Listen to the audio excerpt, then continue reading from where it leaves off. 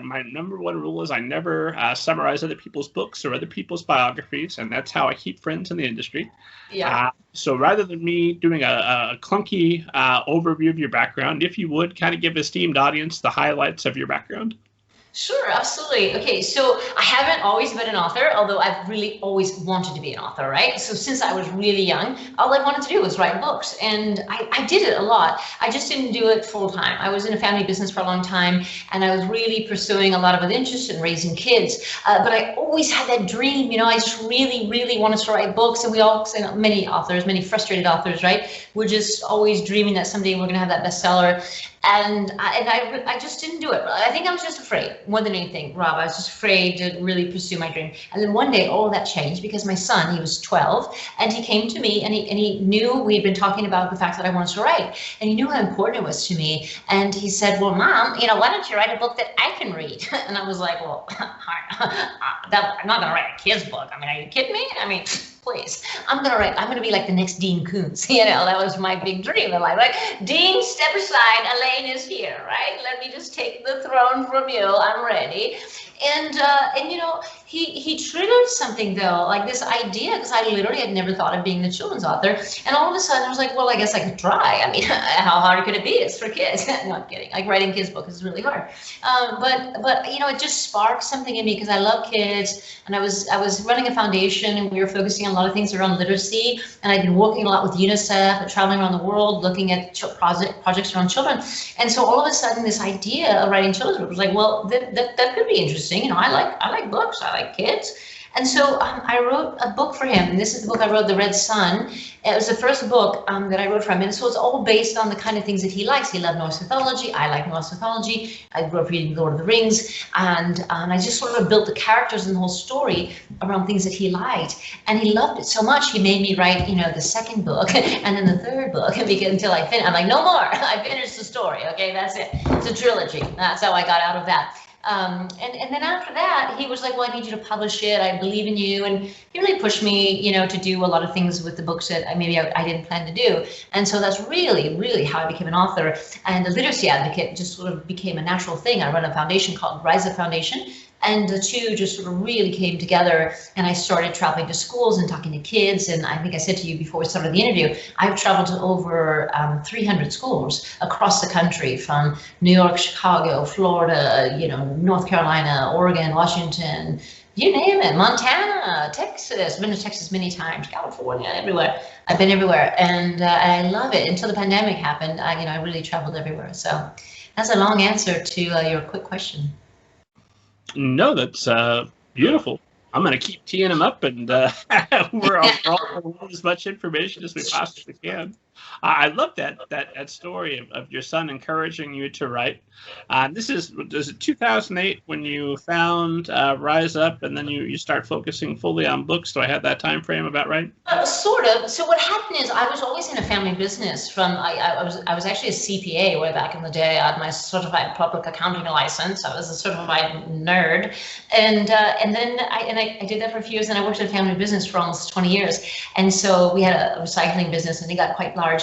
And we did a lot of work to make it bigger, and then I retired. I said, enough. Like, I've had it. I want to go do other things. I want to pursue my passions, not just this thing I'm good at. Like, you can be good at something, but not really passionate about it, right? And so I was really good at that kind of stuff and successful, but I wanted to pursue the passions. So I left the company in 2008, and I went and climbed Mount Kilimanjaro and said, okay, now that I've found myself, I want to start my foundation. That's when I started the Rise Up Foundation, and I started teaching at a university. I started teaching at Chapman University here in Orange County, and really enjoyed teaching. I was teaching a class on social enterprise, how to connect entrepreneurship and business together, and I was teaching accounting, of course, and I love teaching. And that was when I began to discover the time, right? Because I'd been in this high pressure career for a long time. Now I was running a foundation. I was traveling all over the world. I was teaching at a university, but I didn't have that same overwhelming time constraint. I was a little more free to do other projects. And that's around the time, it was around 2012. So it was a few years after I left the business. around 2012. I know that because that's how old my son was when he asked me to write him a book. That's when he said, I was frustrated. You see, I thought naturally the moment I left the business and I had free time, I would just start writing. Like it would just happen. You know, I would just boom, I'd be a writer, boom, make it happen. And I was frustrated because it wasn't. And that had a lot to do with just confidence and things like that. It wasn't a lack of ideas.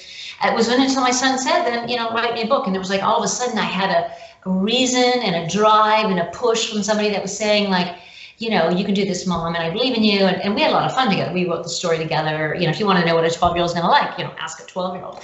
And so we would go to Starbucks, you know, Rob, for literally hours and just like sit there and just talk, you know. So it was a really joyful experience. And I just, you know, just sort of began to evolve. So from 2012 on is really when I began to evolve and become a full-time writer. It sounds like even if the writing hadn't worked out, just the joy of spending time with your child. Yeah, right, exactly. I don't know if he would have agreed, because he was really determined that I was going to publish these books and he was going to have something, you know, like he could brag about.